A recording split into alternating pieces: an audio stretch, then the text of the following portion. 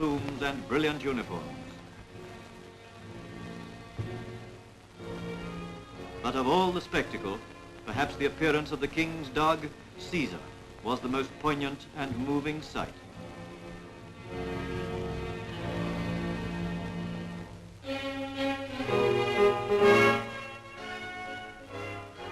The splendor that had attended the coronation of Edward VII was again repeated when George V came to the throne. London was en fete, and an interesting sideshow was provided when a fire engine, answering a call, passed along the route the royal procession was afterwards to take. George V maintained the dignity of kingship in a world in which old standards and institutions were fast disappearing. No higher tribute than that can be paid to a king whose selfless devotion served his country during her hour of need.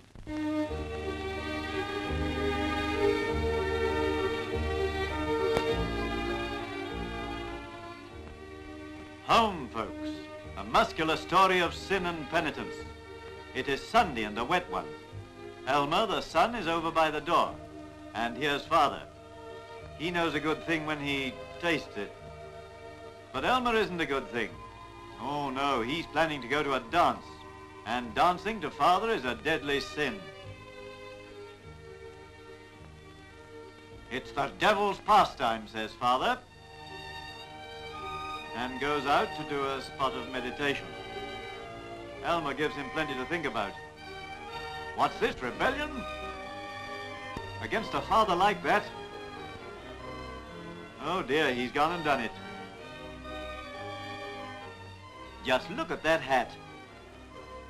Well, here we are at the dance. Why boys leave home? Go on, Elmer, enjoy yourself. It's too late to turn back now anyway. Ah, popcorn.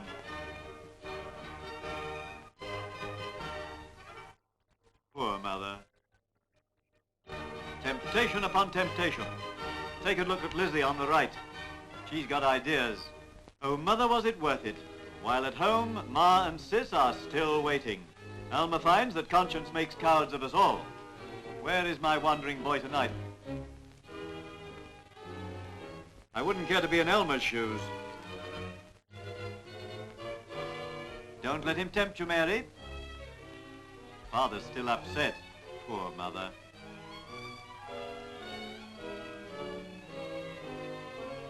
Elmer, you're for it. Take off that hat. You scoundrel! You waster! Off with that tie and collar. Out of my house. I'll teach you. Elmer replies with a right to the jaw and a left to the chin. Blimey, the popcorn's gone to his head. Get out! Get out! Never let your name darken my door again. Shut up, Elmer.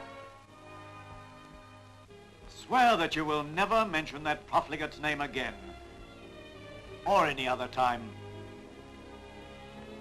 Mary's little heart is broken. What a life. Elmer's feeling the pangs of remorse already. But oh, what a pell is Mary. She's going to sacrifice her life savings. And for what? Look at it. Elmer pockets his pride and the savings. All of it, 5 and 3pence. Now remember, Elmer, this has to last you a long time. And don't forget to change your underwear. No more popcorn for you, my lad. You've got to work for your living from now on.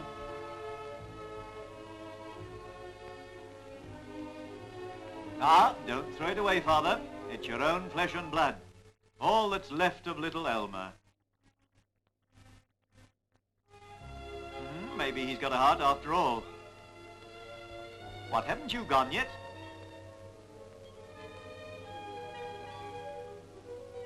Poor little Mary. Will this trouble never end?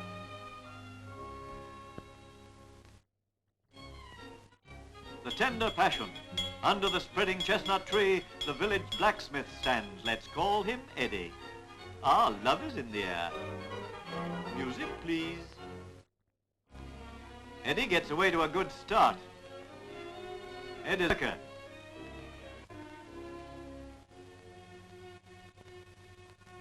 Father fixes it at 4 and 6pence a week. And no nonsense. Come on, Eddie, back to your forge. What do you want for 4 and 6pence anyway? Of course, he'll knock something over in a minute. Don't you think he's nice, Father? No? Now remember, Mary, a lodger is always a possible source of danger. Father likes no one. Poor mother.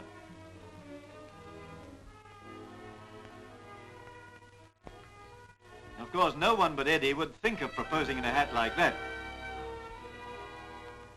Ah, roses are red, violets are blue. You marry me and I'll marry you. Eddie has a stammer and can't get started. Go on, Eddie, give her the book she can read.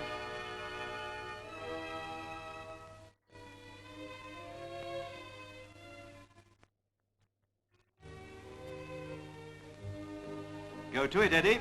This is your big moment. Go on, man, do something. Anything. Will you? She will. It's a deal. I wonder what Father's going to say about it. What a man!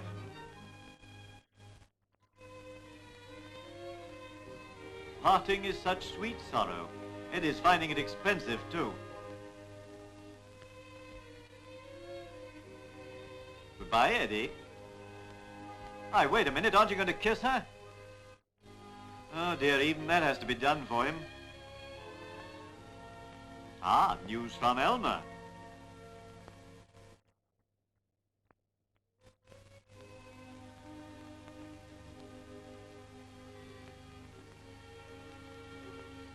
About time that collar went to the laundry, Father. No.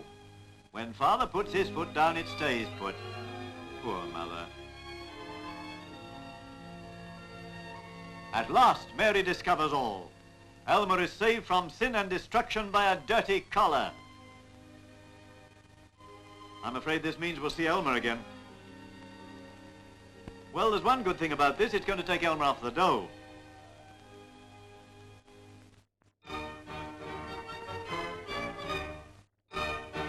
Eddie returns and bounds off the buggy full of beans.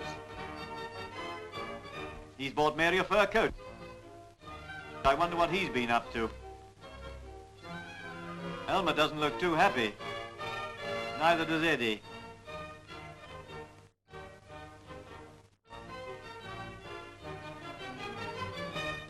All is forgiven, except that hat. Eddie doesn't like the look of this. He'll like the look of this even less. Now, Elmer, the first thing to do is to make peace with Father. All right, Mary, you go first. Poor Eddie, he's overcome with emotion. Ah, take it easy, pal. Boy, what an actor. Peace, perfect peace, until Father wakes up. Mother is happy at last. Poor mother. Now look here, Eddie. If you think you've been double-crossed, why don't you do something? Think, man, think. If it's possible. I've got it. Write a letter. Go on, you've been to night school. Father, I have a pleasant surprise for you, but Father doesn't think so. Get out. Ah, that collar. Now, come on, Father. Remember, the old place hasn't been the same without him. Don't turn your back on your own flesh and blood. Father's melting. Come on, Elmer. This is your big chance. Now get going, while the going's good. Go to it. Give it all you've got. My son. Father. But Eddie, he's finding it tough. He just can't take it. Put it where she can see it.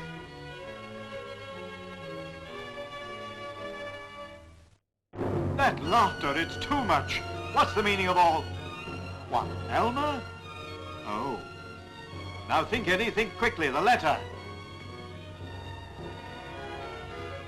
Trust Eddie to put his foot in it. The big sap.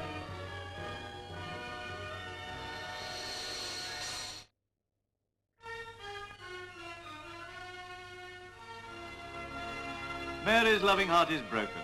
She just can't believe it. Eddie says he didn't know. He didn't know. Of course he didn't know. He doesn't know anything. Come on, Eddie, come on. Loosen up for heaven's sake. Take her in your arms. Don't you know that a fur coat will cure anything? Ah, that's better. They lived happily ever after.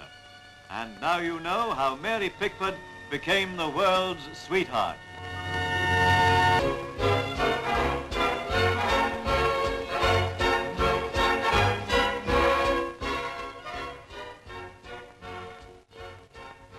The first British cartoon. It dealt with a great national institution, Tishy, the backer's sorrow. For those of you who lost your shirt over this historic animal, this cartoon will explain everything.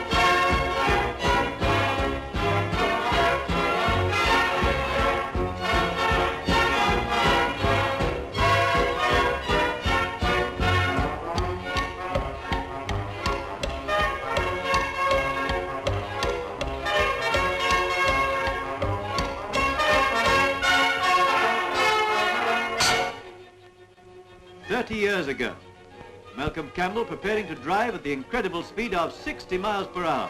Watch him go.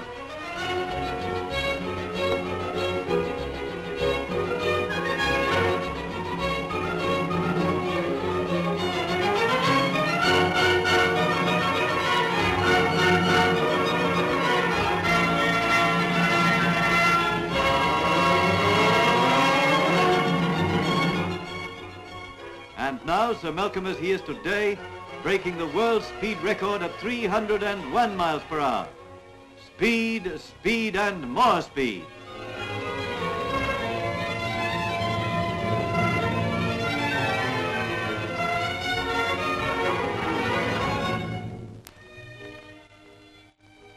Actors lament that their art dies with them. The camera attempts to give them immortality. Here is one of the greatest actresses of all time, Sarah Bernhardt.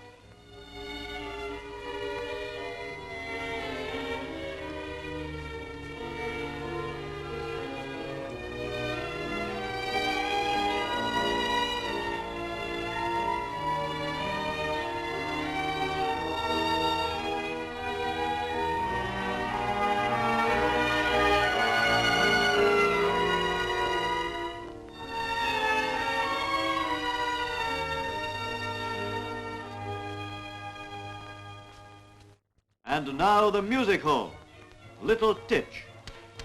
He was hailed as a genius. Do you remember him?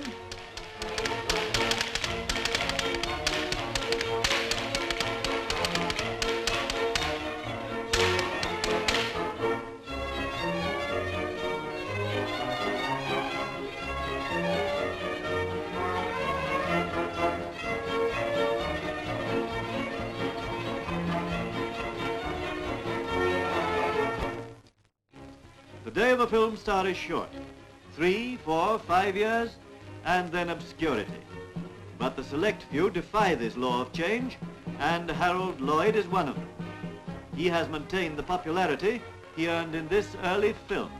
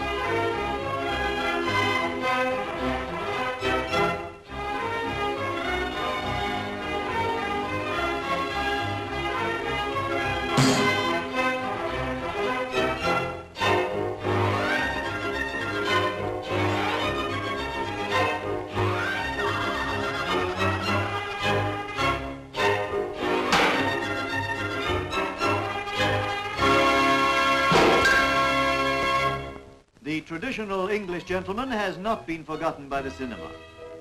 By his portrayal of this character, Clive Brooke has become world famous. Here he is in action in an early film, but still a gentleman.